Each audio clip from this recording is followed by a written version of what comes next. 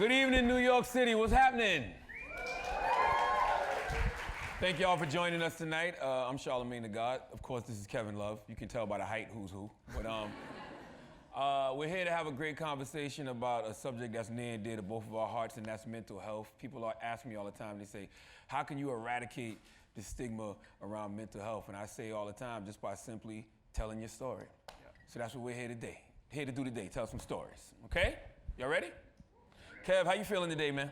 Feel great. I'm happy to be here. Just we were just talking about it backstage. Like I've become the old man in the NBA. Like yes, headed into my 12th season. I just turned 31 on September 7th, so I've become one of those guys now. But yeah, I'm here. Well, speaking of the NBA, November 5th, what was that? 2017? Yep, 2017. You said you had your very first panic attack. Talk to us about that. Yeah, that was a crazy experience for me because how it would manifest when I was young was anger. Like I would, I'd always have some place to go. I'd always get worked up to severe bouts of rage and anger.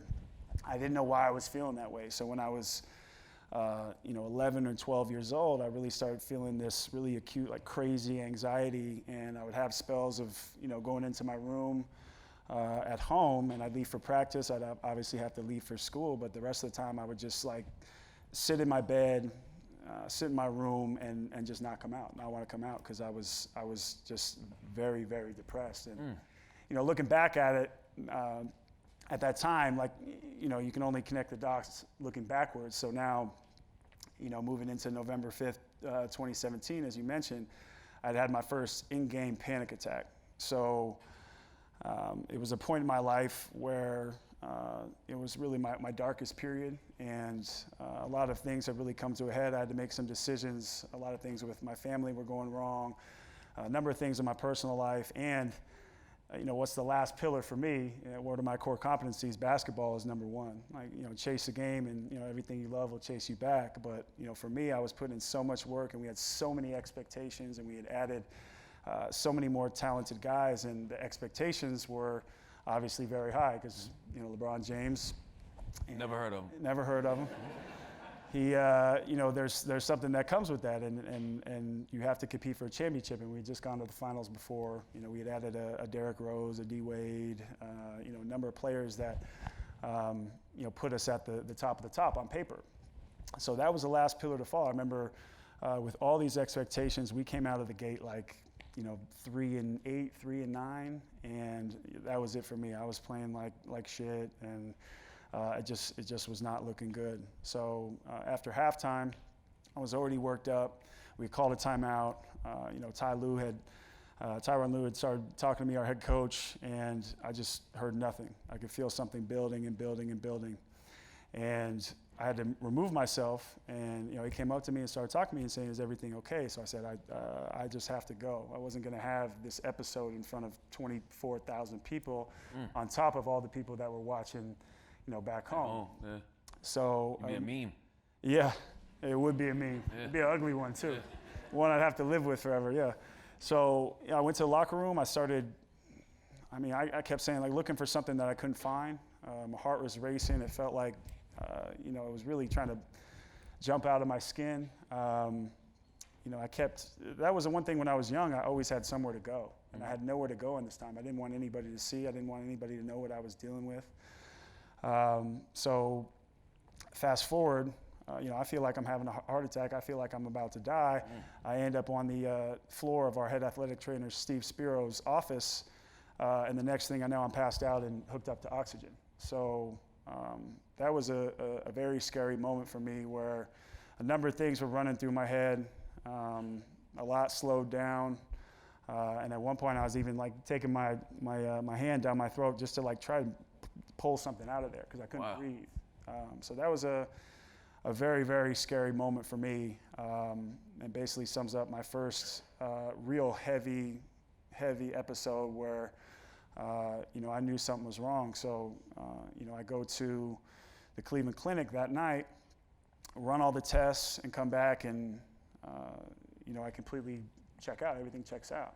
And so I go home, I look at myself in the mirror, I'm like, what the fuck just happened? If nothing's wrong, like what just happened? Like, so that man in the mirror was kind of talking back to me and saying, hey, you have just some decisions to make, and you have to, fight your fights like you live your life, or else it's just going to keep attacking you. So, there are a number of things that led up to me telling my story, but I think 48 hours later, I'd seen a therapist for the first time in my life.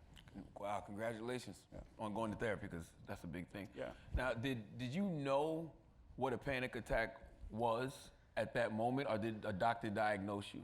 Because I remember when I first got clinically diagnosed, it was 2010, but I had been having them my whole life. I just didn't know what they were. Same thing that you were going through. I grew up in the country amongst corners. I would hide in cornfields and hide in the woods. You escape. You always have somewhere to go. Absolutely. That's your escape from it all. You just separate. That was me. But I didn't. I knew what a panic attack was. I've seen somebody close to me have them before. The same thing with depression, whether it's in my family or somebody at arm's distance. I'd always, know what that not only felt like internally and what I was predisposed to, but had seen it as well. So it's the same thing with panic attacks, but I'd never known really at that level what it felt like, because I always had that escape. I was always able to remove myself from a situation that was unpleasant, no matter what it was. But it happened during a game. That was a real eye-opening experience for me, because basketball is always my safe place. It was a place where I could go and I could be mentally stimulated. It could be liberating, and it can be really a rock for me, something I could turn to, and if I was feeling. If I felt depressed or I had these spells of anxiety, I could always just go there and let off steam and take my mind off it. So when it happened there, I thought, okay, this is affecting not only my work, but my first love. So there's something that needs to happen here. And you said you thought it was anxiety, but before you were actually diagnosed with an anxiety disorder, you said you thought it was anger. Yes. So what did you do with that anger? Was it sports that? Well, I think it's a gift and a curse, because on one end of things, you can use that to your advantage. I think that I had read a book on Abraham Lincoln. It's called Lincoln's Melancholy, where it talked about, and how in that time and the Civil War and the mid 1800s, it talked about how it could actually be looked at as, you had a huge area for growth, and it could be looked at as a potential advantage. And what they were saying was the good side of that, which is, you have the work ethic. You try to use that anger, distribute it somewhere else throughout your life, or that anxiety, you use it to, then further you in your career or your studies or so on and so forth. So that's what I tried to do, but I never, we live in a time now where if you beat your anxiety, depression, mental illness into submission, you're looked at as you put on a pedestal. Where now I think finally, with people like us, and you can go through a laundry list, are starting to change that narrative with it, which I think is really, really important. What do you think causes your anxiety now? Now, I always talk about it. These lights are hot, huh? I always look at it now it's just something that I've always had. It used to be, I think both, it's what's the opposite of unhappiness is hopelessness. The opposite of unhappiness would be happiness. No, but I think it's hopelessness. Hopelessness? The idea of feeling hopeless, when it comes to, this is why I bring my phone, because I write down notes. I hope you guys I don't think that's right. The opposite of unhappiness is happiness. Not hopelessness. Let me explain myself. The opposite of hopelessness would be hope, right? What are you Googling? No. Do I not have my notes? You definitely got notes. I definitely have my notes. You write like a doctor, bro. No, I don't have that. You can read that? Popular girl handwriting. Popular girl handwriting. So, the opposite of happiness is hopelessness. Hopelessness is at the root of anxiety. And mental illness, depression. This is not an overstatement. Chronic anxiety is a crisis of hope. It is the fear of a failed future, whereas depression is a crisis of hope because it is the belief in a meaningless future. Oh, I've never read that, but I feel that. Yeah. Because It came from, actually, a lot of that sentiment came from a book titled Everything is Fucked. I love it.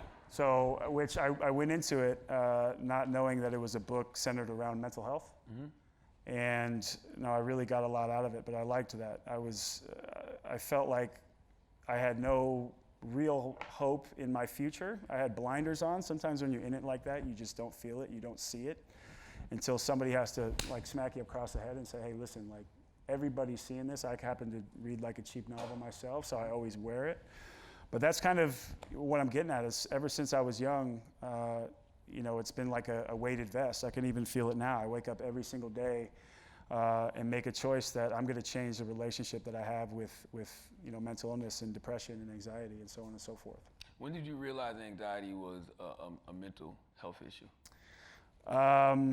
It's hard to really quantify because everybody deals with it not only at their own time, but in a different way, because we're all different, right? Nobody reacts to it the same. Everybody deals with a different disorder or panic or anxiety or depression, not in the same way. So,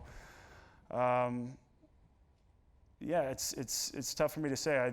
I didn't really realize even what was going on until I spoke it, until I really saw a therapist. Yes. While I do take medication, I think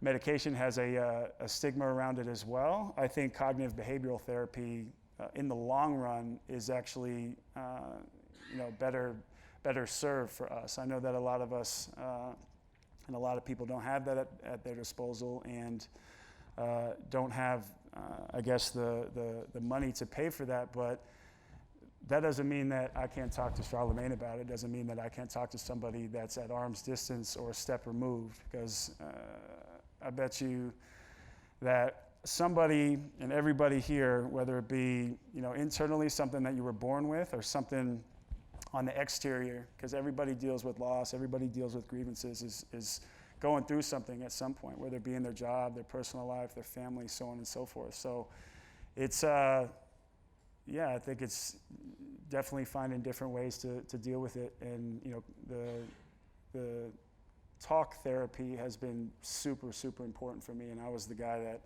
I used to look at Tony Soprano, and Scorsese was way ahead of his time. Like, Tony Soprano was going to Dr. Melfi in the first episode, and the whole show was narrated through a therapist. It was my favorite show ever, too. So I'm like, was the world trying to tell me something? The whole time I was feeling all this shit. I wasn't like, painting houses or killing people, but I guess I was. Yeah, I learned about therapy from Frasier. Yeah. Yeah, Frasier, and then on Girlfriends, Tony Childs used to go to therapy. No, it's crazy. I saw a quote you made in regards to mental health, and you said, nothing haunts us like the things we don't see. Man. And you said it when we first came up here. It's like,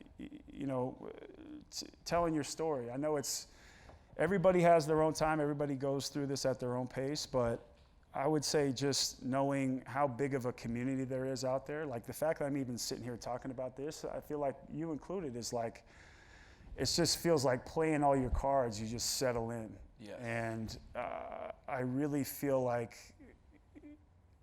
just being able to, it's very liberating. It's like you realize that by telling your story and speaking your truth, that you have such a community out there. And more than any time in my career, this has been the thing that people come up to me for. So people want to talk about the accolades, they want to talk about all the things I've done in my basketball career, but this has been what people have come up to me the most, because there's those numbers. Mm-hmm. So many people are affected by this that it's staggering. That's the first thing I always tell people. I said, listen, I don't know everything. I don't pretend to know everything, but I am, fighting this fight with all of us here. And I would tell people, and it could be a therapist or not. It could be a parent. It could be a friend. It can be, like I said, someone that at arm's distance, or maybe even better if they're outside of that inner circle that might see something that you don't. I know that certainly was the case for me. And I don't know if I would be here if it weren't for a lot of those people, or a few of those people, because I didn't share too much. Even my best friends from back home didn't know what I was going through, because that was my playbook when I was young. I had a father that came from was born in '49. He had seen, a couple wars, and, had a dad who was, hard on him. So it was, I was taught to suppress it and not show any emotion and, just bury it. So. Isn't that the worst when you're a man and you wanna be vulnerable and you wanna express your feelings and your emotions, and you have a father that's like telling you that's not manly, right? As if he wasn't sitting around crying somewhere too. But it's right. Well, it's not only him too. It was like everybody else's father as well. It was just the world that I was brought up in, and especially as an athlete too. Like, we're looked at as superheroes. Or it's even like people with success. I always talk about, like, I always use this now, Anthony Bourdain, because Bryan Cranston had Kate Spade and Anthony Bourdain had killed themselves in the same week, had taken their lives, and he just said, success is not immune to depression. Like, this thing doesn't discriminate. I think that's what people fail to realize. Like, and especially with the youth as well. Like, you're seeing more kids report to the emergency room, going to the ER, going to the hospital for anxiety, but suicidal symptoms, or they want to take their lives, or thoughts of suicides. And it's like, what is provoking them? And what is taking them so far to the point where, an 8-year-old wants to commit suicide? Like, it's just, it's crazy. And I think the thoughts of anxiety and suicide and mental illness is, I think, at an 80-year high in young people. And that's scary, at a 25-year high between men and women of older demographic as well. So it's scary. You're seeing a constant uprise, but that's part of the reason we're here, right? We're trying to change the stigma, conversation, change the narrative, and as men, it's not as hard anymore, I feel like, to have that conversation. I mean, listen. It's still hard. It is hard. But it's easier when I'll use an you example. find your tribe, I guess. You absolutely find your tribe, but that's the part that's not always easy to me, because I consider the guy that opened the door for me, I see my jersey out there, hello. The guy that opened the door for me was DeMar DeRozan. And I'm like, okay, this dude is, first of all, younger than me. He's a superstar in the league.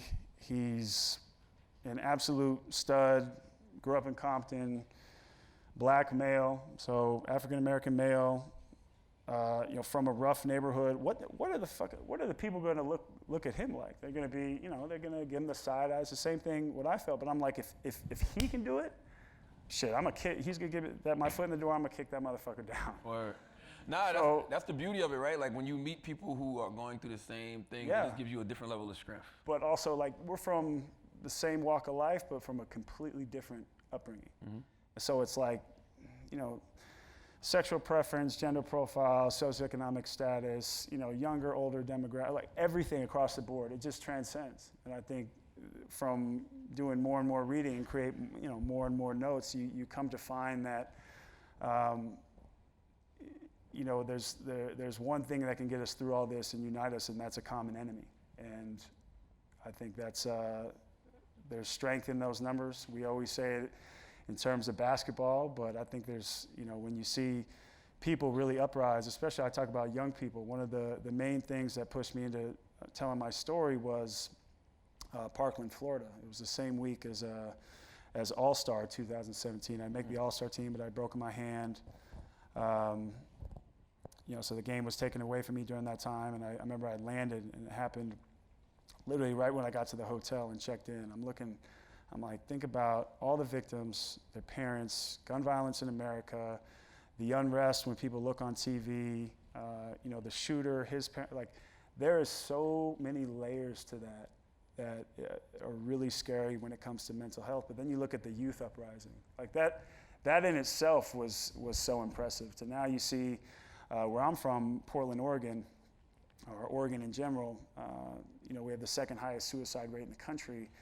We had kids go, to the state legislature and pass a bill where kids could take mental health days, I think up to 3 a semester. So I get that in all my contracts, by the way. Yeah, no, seriously. You do, really. Absolutely. I think it's so important. And people are like, oh, but the kids are gonna the kids are just gonna fake sick. It's like, no, they're gonna take those days without having to lie to your parents, because that's what I did when I was in middle school, high school. No, we were really sick, but they just didn't believe us. Right. They check our but it's like no they take a temperature, or like it's like an injury in sports, like sprained ankle, or you got an MCL sprain, whatever it is.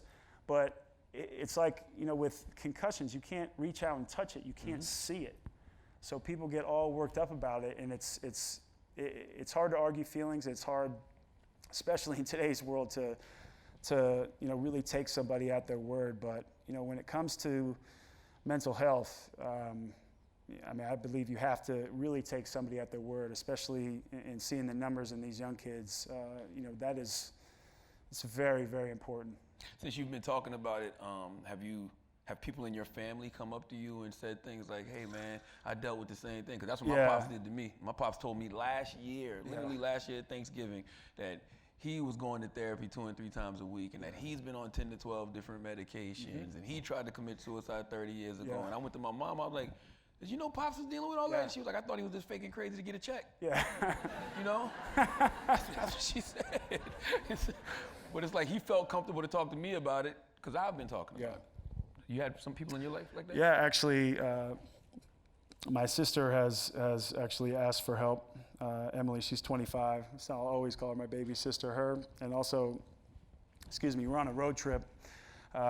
Just a few days, we left the day, I pressed send on my article that everybody's going through something. And on that trip, we were in Portland, so I met up with my brother who still lives there. And, he had kind of mentioned to me, he's like, I saw it when you were younger. We just tried to leave you alone until Kevin came back. And I'm like, that's what I talk about the blinders on. I didn't know. I thought I was so good at hiding it. But like I said, I read like something you can read at dinner, that it was something that I had no idea that he could see it. And I guess it was affecting, at least, when it's under your own roof, it's something that you could probably see a little bit easier. But, just in hearing that from my brother, who we've now had a really constant stream of communication, that was really powerful, and actually helped both my sister and I's relationship, but my brother and I's in a very big way, because we were like best friends growing up. He was a bigger brother. I looked up to him. So just hearing that was big. Do you remember your very first panic attack? When you look back on it, you probably can see what your brother saw. It's like Kevin's playing hide and seek again by himself. Right? Yeah. It's like he doesn't do his homework anyway, so he's probably in there doing nothing. No, my very first one, I was always on high alert. The anxiety was always very high.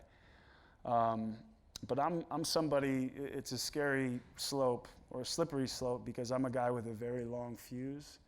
So when it just keeps compressing and pressing, and you keep suppressing it, that's when you explode. Yeah. For me, it was always me escaping, and it could have been,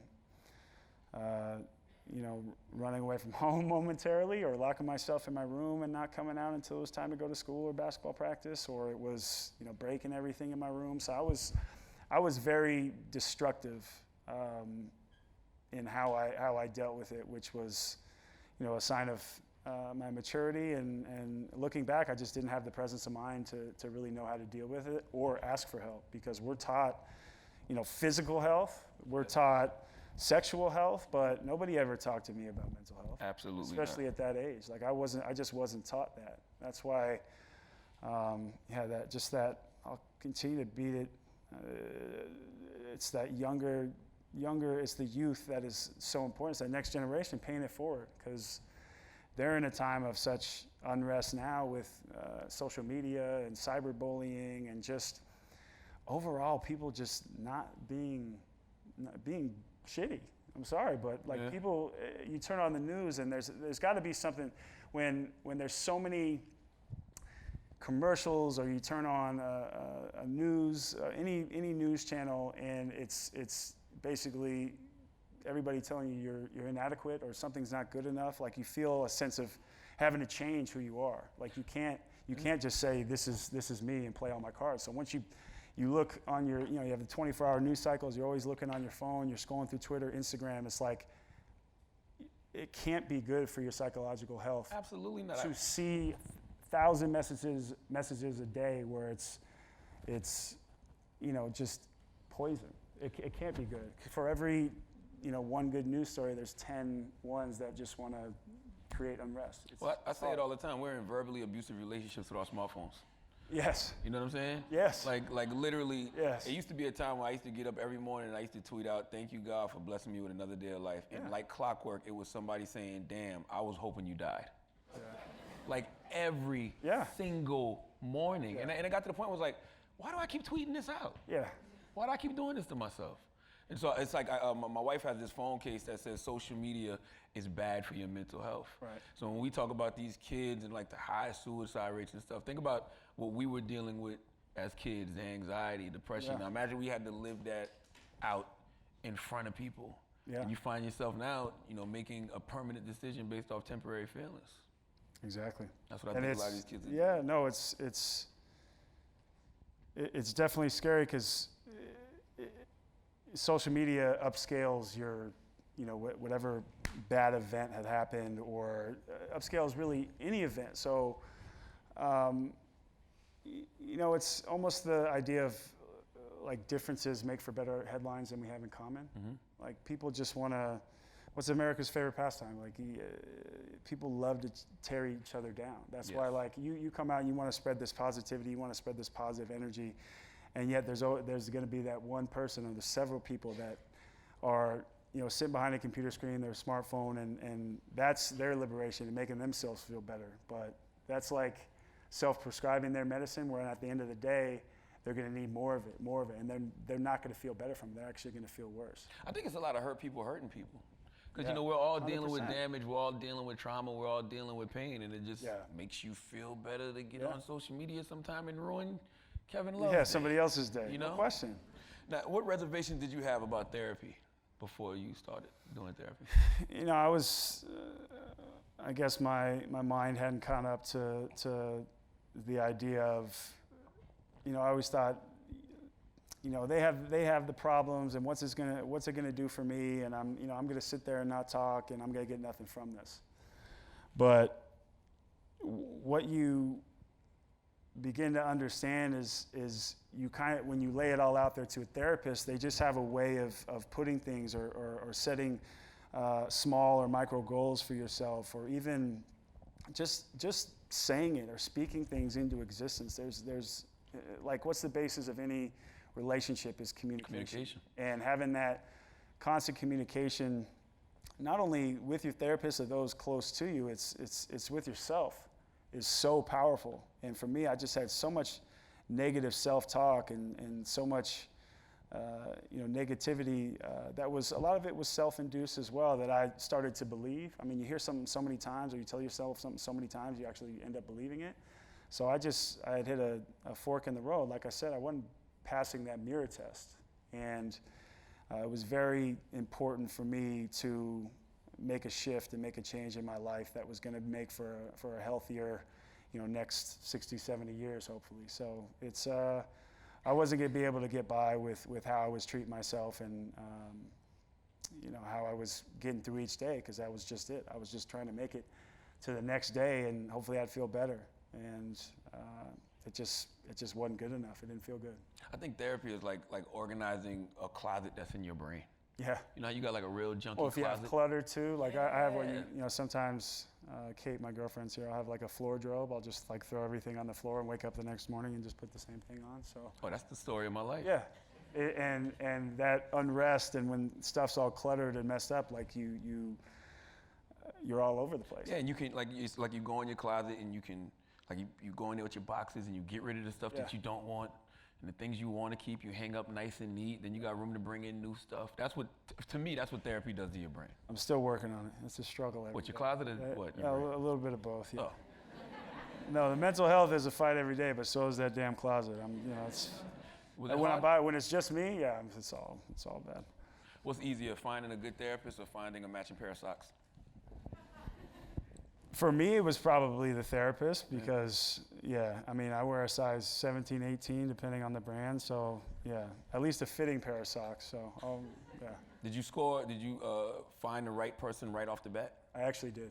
Wow. I was very lucky. So I was actually kind of guided towards, a particular therapist. And I don't think it's easy to find someone that you vibe with right away, especially because I was so closed off to the idea of it. I mean, I think at the time I was just like, okay, let's just see what works. And, if I don't vibe with it, maybe I'll try somebody else, maybe I won't. But it actually, after the fact, made me feel really good and like there was that hope.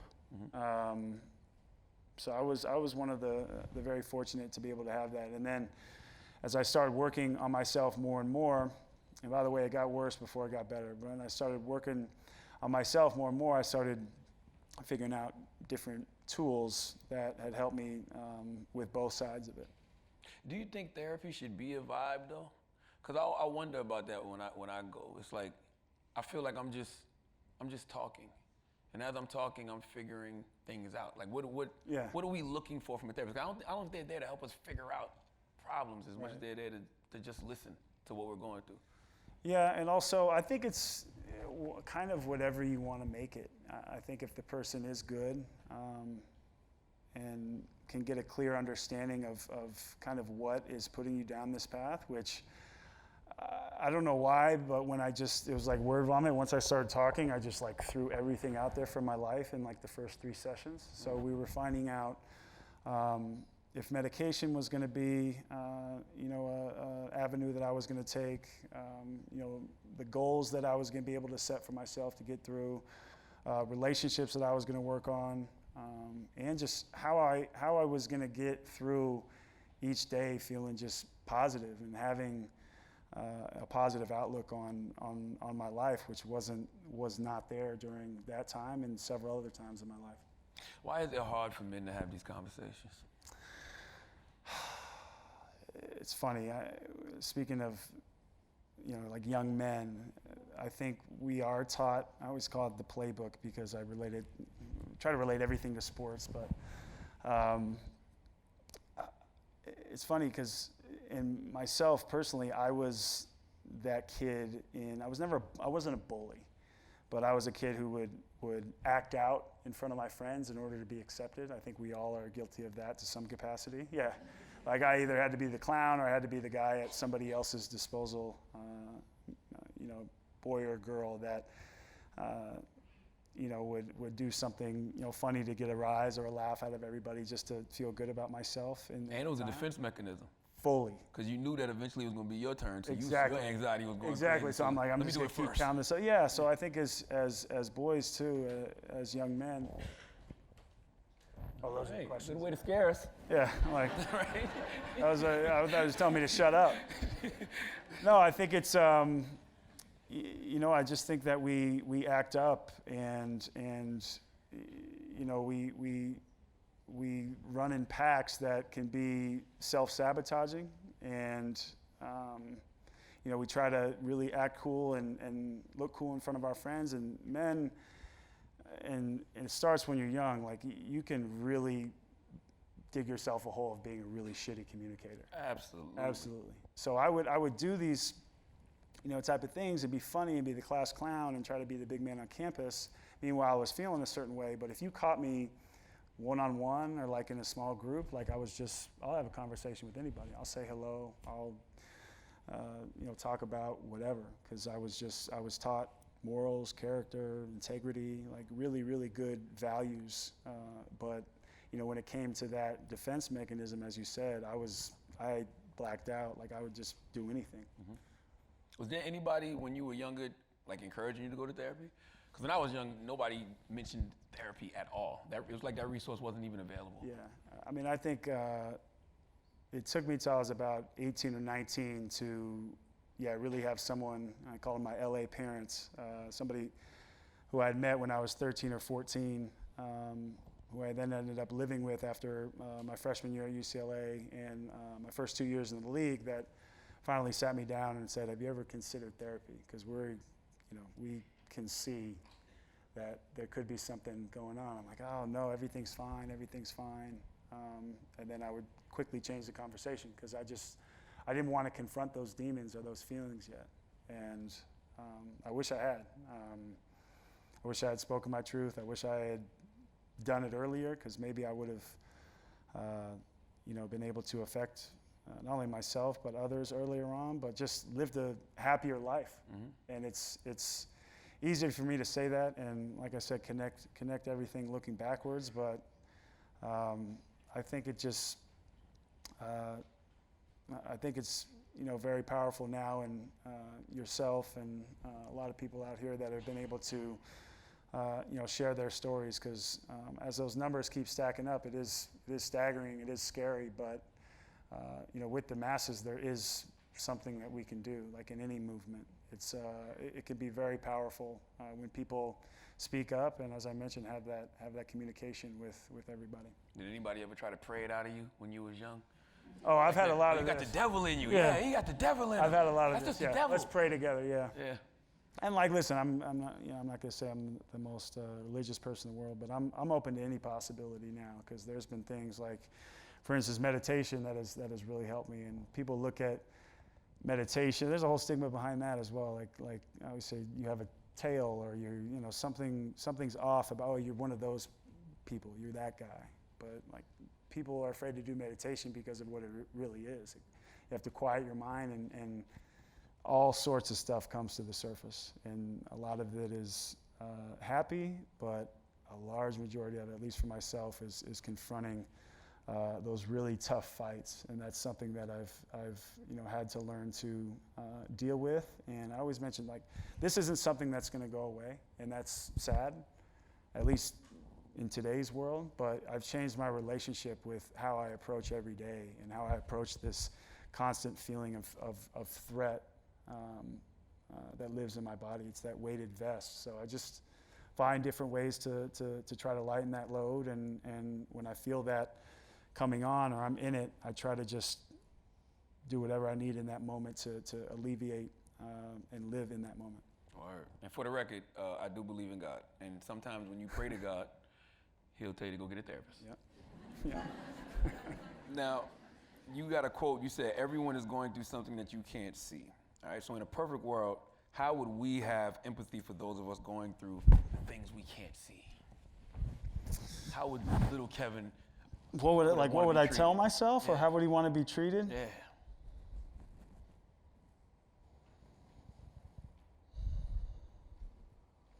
It's tough.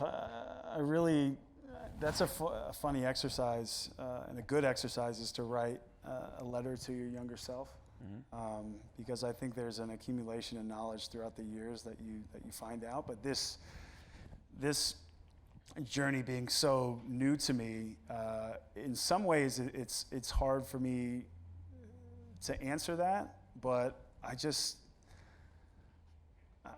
don't know. I wish I would have had. But it's kind of hard for them. How were they to know? Like my closest friends, or even my family, or my brother, as I mentioned. Just being able to have that conversation, or being able to have that at arm's, like at school, being able to learn about it, or have a teacher or a counselor just walk me through, kind of how I'm feeling. Because it was, in some cases, it was apparent, some cases not so much. But yeah, it's hard for me to say what other than speak your truth and tell your story. Nobody should look at you as any less than you are. You shouldn't try to be anybody else. But I would say, not only it's good to know that you have that community. I think that would be a good thing to know. I think it's good to know that there is empathy and people who really care in this world, but also that by doing that, like, you're going to feel, like, I feel not only more settled, but more evolved in a way. And that just kind of smooths out the edges of somebody who's very rough around the edges. Wow. So it's tough to answer that and know exactly what I would say to a young person. But I do believe that everybody is dealing with something different, even if they're, even if it's borderline personality disorder, bipolar, it's always like it's a wide variety, but everybody consumes it or sees it in a different light. So it's hard to know exactly what I'd say unless I knew what that person was really going through and heard it from them. All right. Let's go to some questions from the audience. This is from Caitlin. And The Caitlin from backstage? I don't know, she might have left this for you. Okay. What's your favorite yoga pose? You look tall on the heels, too. My, this guy. Favorite yoga pose. I would probably say pigeon. I have some tight hips. But, What is the pigeon? you want me to do it right now? Yeah. No. I know downward dog. What's the Right. pigeon? I have to feel like I might rip my jeans if I do the pigeon right now. No, so you got to lay flat and you just tuck your one leg under like a. There you go, Kev. Come on. That doesn't look like a pigeon. And what does that relax? Well, it didn't relax me right now. Exactly. That looked painful. Yeah, and the hot lights. No, that's it's yeah. Don't. Yakton has a question for you. I'm assuming this is for you. He says, what do you think needs to be done to bring more awareness to the black community?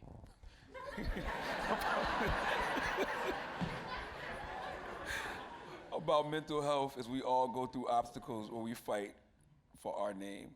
I think it's the same thing that we've been saying the whole time we've been out here. It's just tell your story. Yeah. That's how you eradicate stigma about mental health, period, regardless of what the community is. Just tell your story. When you tell your story, it normalizes whatever it is you may be experiencing. And like you said, we look around and we realize we all got a tribe and we got a village. And you're like, oh, you feel that way and you feel that way. And now you can just lean on each other for support. I also think that there's not enough black therapists. That is a fact. I don't know. Less than 2%. Less than 2%. So I think Any that experts is, and it's like in anything, you have to feel comfortable in who you're talking to. My therapist actually happens to be Indian. It's like I've been very fortunate to grow up in a world where there is, no hate. I never try to see color barriers, and that's easy for me to say because I can't even begin to understand what people of color or anybody from any religion, all those things that I mentioned earlier have gone through, any movement have gone through.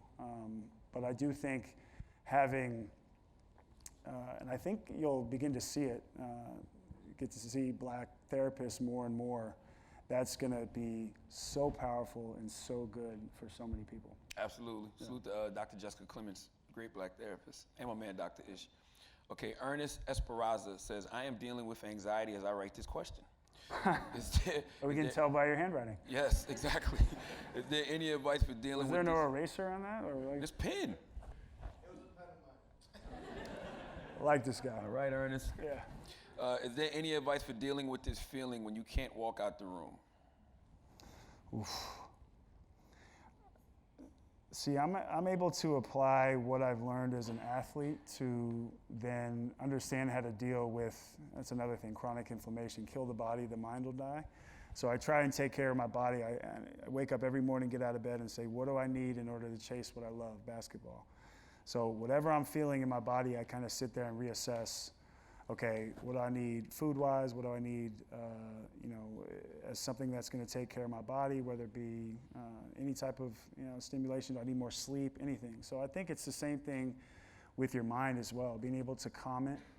And I was the same way. Like I didn't want to come out of the room. I had such bad social anxiety. I was talking about it today that if I was sitting in a restaurant, I was going through public, even when there wasn't a lot of traffic, I didn't want to be there. I'd keep my head down. I was almost ashamed of what I was feeling and walking in public. So that's when you was young? No, that was. Oh no, okay.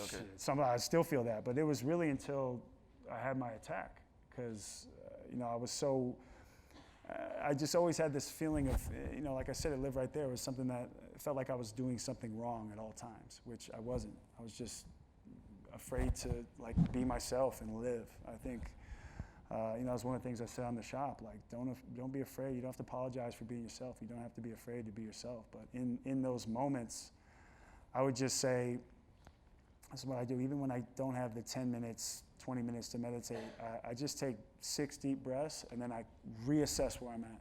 What do I need? Do I need to take this time to just stay in this room and, lay down? What do I need? Who am I going to talk to? What am I going to be able to put into my stress budget, if you will, that is going to allow me to have success in this day, however you define success. But that's a tough one, because I've felt like that for most of my life, and it's really hard sometimes, an accumulation, to put on a happy face and try to get through it.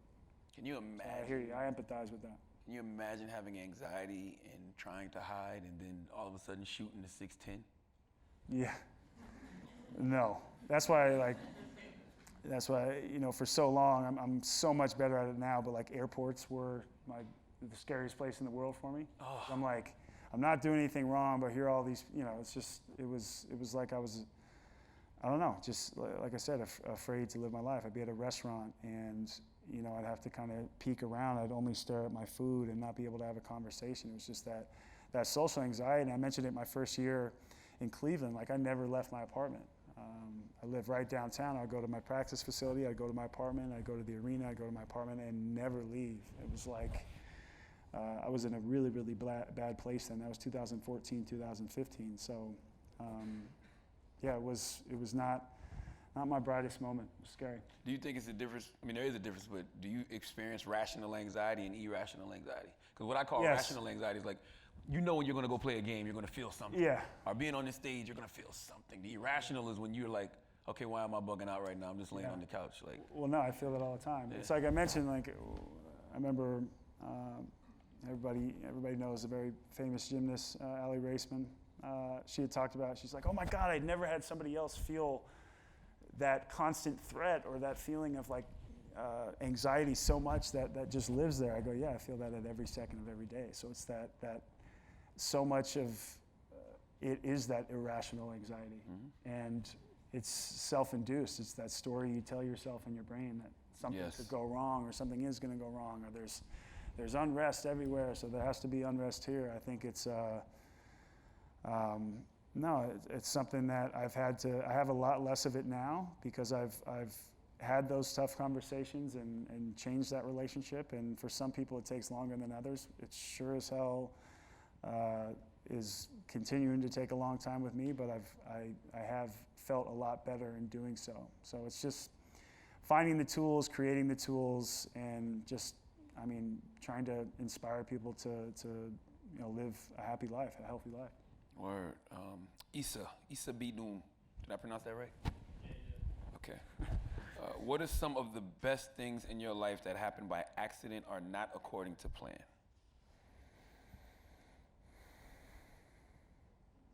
There's so much. Those are typically how the best things happen.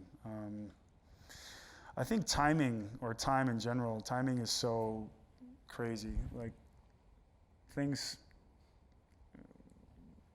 for the most part, tend to unfold as they should. And a lot of times in my life, things have happened just by chance. I don't know how long we got, but that would be a very long-winded question. Yeah. 10 minutes. If I could get an example. How about when LeBron signed back in Cleveland? That was pretty rough.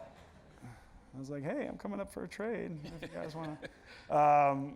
No, it's tough. I think, there's I love this study at Harvard. I think it's like their study of happiness. I think it's like the longest running study in the U.S., or at least at Harvard University. It's they took a ton of men, and they saw their kids and their kids' kids and their great-grandsons through, adolescence, through childhood, all the way up through adulthood. And they had this full-on study. They asked kids today and kids about, what do you want out of your life? And we want money, and we want to be famous. And which still applies today. And when they looked back as they got older, they had this window of time where it was so many years into their life. It was past middle age and getting towards 60, 70, 80, 90 years old. And what you come to find out is the things that made them happy are relationships. I have several people here with me today, and just like if I ask Courtney and Candace to make some noise, they're going to make some noise. Yeah, my point exactly. So I think you just you have those relationships are what make you happy. You're going to look back on your deathbed. You're not going to say, God, I wish I had as many Instagram followers as Charlamagne had. Or I wish I had as much money as the guy that built this place in New York City had. Like, you're going to say, God, I had some really fucking good, really great relationships. And Hopefully they're surrounding your deathbed. exactly. No. So it's exactly the point. So I think those people have serendipitously and come into my life for a reason. And I feel very lucky because, it's like, blood makes you related, loyalty makes you family. Word. And that goes both ways. So those same people are some of the people that helped take me out of the darkness, and I talk to on a daily, bi-weekly, weekly basis, and you come to find out that's the type of stuff that really makes you happy is those relationships. All right. This is a great question. What would you do different in raising your son that your father didn't do? Signed, your girlfriend. Well, I know Kate didn't ask that. So must be what would I do different? I think whether he did it or not, just allow my son. It's funny. I had my trainer ask me yesterday. He was like, I told him, yeah, when I was young, I had a really awful moment. This is not the platform to say it. I'm not saying that it's just not a happy moment. It's very scary. And my dad had kind of taken action on it. So my trainer asked me, well, what would you have done in that situation? And I'm like, you know what? It's so easy to say how I'd react, but until you actually go through it. But in my mind, my intuition was telling me I would have taken him, somewhere where we could just be in the car, talk, lock the doors, and just ask him, what the hell is going on? Like, just speak to me. I promise this is a safe space, and your dad loves you. I think just hearing that and allowing your kid to be vulnerable, and especially your son, like just allowing him to say, hey, listen, I know you're feeling this way. I know your friends, might say something if you cry or you show weakness, but like I said, only by admitting who you are to get you what you want and laying that all out there, it's like mentally freeing and liberating. And I would bet that that will pay dividends either in the immediate future, which I bet it would, but in the long run as well, because what are we doing? We're all playing the long game as well. And that's going to create a better relationship earlier with yourself, with your parent, and likely it's going to have a ripple effect throughout the rest of your life. So you just might not know it, because when you're young, you just you have a lot of that stuff going on where it's you're invincible. You feel you're just brash and different, and every kid is different and deals with it in a different way. But unless you just don't have that presence of mind yet. No, you're absolutely right. The last time I cried in therapy, it was because of a conversation I was having with my therapist about my father, and it was those kind of conversations we never had. Yeah. So I felt like he never instilled anything in me. Yeah. If that makes sense, Yeah, and it's, for me, one of the biggest things was the relationship with my grandmother who passed. It's like, I was so, I know I keep going like this, but I just had a one-track mind. I'm like, I'm gonna make it to the NBA. I'm gonna be able to take care of all this stuff. So I was living like so far in the future that I forgot to like really mesh and love this woman. It's my mom's mom, Carol. Man. Carol, she's like the best. She's the best woman ever. And she's like never traveled, and she just lived vicariously through her family. If you went to her house, which was very close to us, like right next door, I had this little house. And if you walk in, it's like a shrine of all her grandkids and all her family. Like the life was just simple. She just called her family, talked to her family, lived through her family. Everything was vicariously through them. So I think, not speaking of communication, I wish I would have dove deeper into that relationship and really got to know her, because it's funny, as you get older, you learn to try and simplify things. Mm-hmm. She just got it. She just got it. And I think she didn't die in pain, but she definitely died a happy woman, because those relationships, as I talked about for her, were at an all-time high. She's special, and like those are the conversations that you either wish you had or you wish you could have that time back. How do you both deal with your thoughts when you feel your anxiety and depression creeping upon you? Whew, that's hard. Sometimes I just have to, it's like that escape, right? I just have to take those breaths, and sometimes it's like canceling. If I have too much on my plate at the time, so long as it's like, won't get me fined in the NBA, right?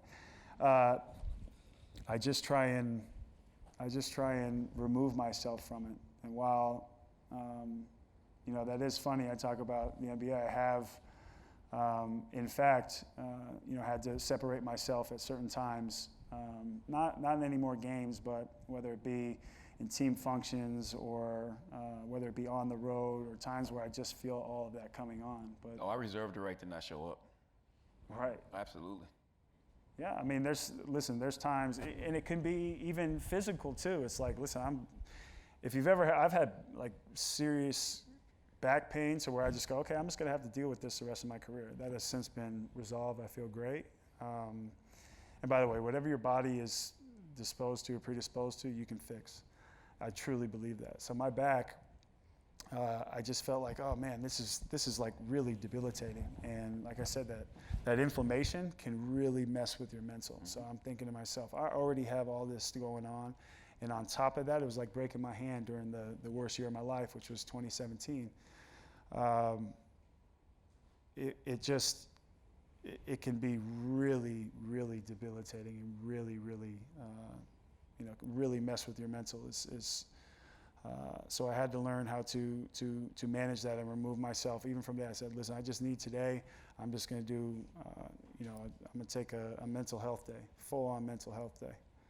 I think that your brain is so powerful. So it's like Well, not right there. I lost my train of thought, so I finished the question. Oh, I thought you put a period on it. Yeah, I did. I said, I'm stopping there. No. But your thoughts become things. So that's the crazy thing about anxiety. When you start getting all those negative thoughts in your mind, you think that something bad is going to happen simply because you're thinking about it. So I've learned to realize that that's just a part of life. Everything is not Hakuna Matata. Yeah. You know what I'm saying? You're going to have worries. You're going to have fears. You're going to have some insecurities. So just let the thoughts go through your mind and then just let them pass. That's how I handle it. So that was a bullshit song, is what you're saying? No, I think it is an amazing song. You know what I mean? We want life to be that way. Right, exactly. Yeah, we want it to be that way, but that's just not the reality of the situation. Yeah, it mouseified. It's Disney, right? So Yeah. Love Lion King, though. Amazing movie. Not the remake, though. The remake was good. I didn't see it, so yeah. Thank y'all for coming out tonight. We really appreciate you. Kev, keep telling your story. Thank you. And I just want to encourage everybody out there to just continue telling your story. That's the only way we're going to eradicate the stigma around mental health in our society. Just continue to tell your stories, continue to share, and you never know who you may help by sharing your story, all right? Yes. Peace. All right.